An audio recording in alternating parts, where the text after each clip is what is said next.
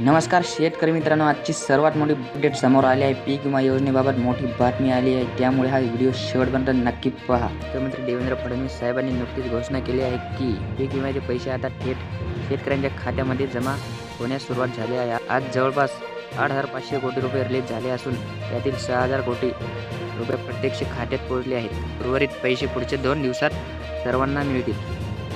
2022 ते 2024 पर्यंतचा प्रलंबित विमा निधी अखेर सरकारने वितरित करण्याचा आजपासून सुरुवात केली आहे. गेल्या 4 वर्षापासून शेतकरी या हक्काच्या पैशाची वाट पाहत होते. आज सरकारने हा प्रलंबित विमा देण्याचा ऐतिहासिक निर्णय घेतला असून प्रत्येक शेतकऱ्याला हेक्टरी 27,000 रुपये जमा होण्यास आज दुपारी 12 वाजेपासून सुरुवात झाली आहे. जर तुमचे खाते HDFC bank, central bank, union bank, IDFC bank, जिल्हा सहकारी बँक किंवा स्टेट बँकेत असेल तर मोबाईलवर लक्ष ठेवा. सरकारने सर्वप्रथम या बँकांमध्ये रक्कम पाठवण्यास सुरुवात केली आहे. तुमचं खातं यापैकी कुठल्या बँकेत असेल तर मोबाईलवर तुम्हाला या 14 जिल्ह्यामध्ये आज मेसेज येण्यास सुरुवात होणार आहे.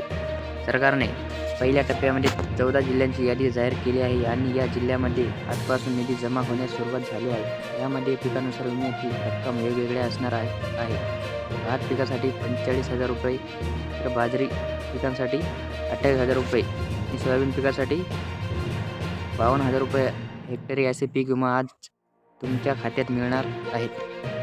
मुख्यमंत्री स्वतः पुढे येऊन अधिकृत घोषणा केल्यामुळे शेतकऱ्यांना मोठा दिलासा मिळाला आहे. 8,000 कोटींचा हा निधी थेट शेतकऱ्यांच्या बँकेच्या खात्यावरती आज या 14 जिल्ह्यामध्ये कोणाला मिळणार आहे हे आपण पुढे पाहणार आहोत. शेतकरी बांधवांनो, आता प्रत्यक्ष रक्कम जमा होण्यास सुरुवात झाली असल्याने यावेळी कोणतीही अडचण येणार नाही. अनेक शेतकरी आर्थिक अडचणीतून जात होते आणि कर्जाचा भार वाढत होता. पैसे थेट त्यांच्या बँकेच्या खात्यावरती थोड्याच वेळामध्ये जमा होणार असल्याचे मुख्यमंत्री देवेंद्र फडणवीस यांनी सांगितले आहे. सोशल मीडियावर पसरवणाऱ्या अफवांना आता पूर्णविराम लागला वितरणासाठी बँकांकडे सोपवण्यात आले आहे. सरकारने काही अटी पात्रतेनुसार हा पीक विमा देण्याचे जाहीर केले आहे. यामध्ये शेतकऱ्यांना PM किसान योजनेचा 21वा हप्ता मिळाला आहे. त्या शेतकऱ्यांना पीक विमा जमा होणार आहे अशी पहिली अट लावली आहे. जर तुम्हाला 2,000 रुपयांचा हा लाभ मिळाला असेल तर या 14 जिल्ह्यामध्ये तुम्हाला हेक्टरी 27,000 रुपये जमा केले जाणार आहेत. दुसरी महत्त्वाची अट म्हणजे चुकीच्या मार्गाने किंवा खोटी कागदपत्रे लाभ घेणाऱ्यांना हा विमा मिळणार नाही. बीड आणि सोलापूर सारख्या जिल्ह्यामध्ये काही ठिकाणी त्रुटी आढळल्याने सरकारने आता कडक चौकशी केली आहे. खऱ्या आणि गरजू शेतकऱ्यांच्या मदतीसाठी सरकारने 8,000 कोटी रुपयांची ही मोठी तरतूद केली आहे. ज्या शेतकऱ्यांचे वार्षिक उत्पन्न 5 लाखांच्या वर असेल त्यांना या पीक विम्याचा लाभ दिला जाणार नाही. ही योजना फक्त गोरगरीब आणि गरजू शेतकऱ्यांसाठी काढण्यात आली आहे. तसेच ज्यांनी जमीन जास्त आहे आणि उत्पन्न भरमसाठा आहे अशा सावकार शेतकऱ्यांना देखील या पीक विम्याचा लाभ इथून पुढे घेता येणार नाही असे स्पष्ट करण्यात आले आहे. आता आपण जिल्ह्याकडे वळूया. पहिला जिल्हा सरकारने निवडलेला आहे तो म्हणजे छत्रपती संभाजीनगर. या जिल्ह्यातील शेतकरी गेल्या काही 3 वर्षापासून विम्याची वाट पाहत होते. जर तुम्ही PM किसानचे लाभार्थी असाल तर तुमच्या बँक खात्यावरती आज थोड्याच वेळात विम्याचे पैसे जमा होण्यास सुरुवात होणार आहे. ही तुमच्यासाठी मोठी आनंदाची बातमी आहे. पुढचा जिल्हा आहे यवतमाळ. यवतमाळमधील 3,75,000 शेतकरी पीक विम्यापासून वंचित होते. 2022 आणि 2023 नंतर 2024 मध्ये विमा भरूनही त्यांना लाभ मिळाला नव्हता. मात्र आता त्यांच्या खात्यावरती हेक्टरी 27,000 रुपये वितरित करण्यात सरकारने मान्यता दिली आहे. यवतमाळच्या शेतकऱ्यांच्या खात्यात आज ही रक्कम जमा होणार आहे.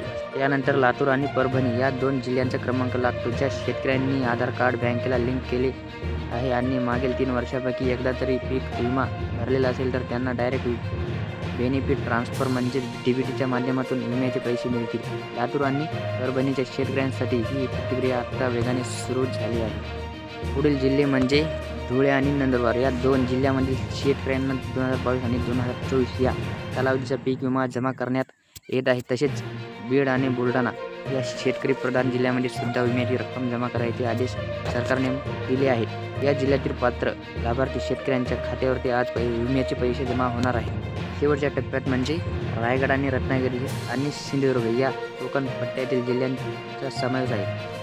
भात आणि नाचणी पिकाची शेती जास्त असल्याने तिथल्या शेतकऱ्यांना या सुद्धा पीक विमा आज जमा होणार आहे. जर तुम्ही पीक विमा भरला असेल तर नक्कीच तुमच्या खात्यावरती रक्कम येईल.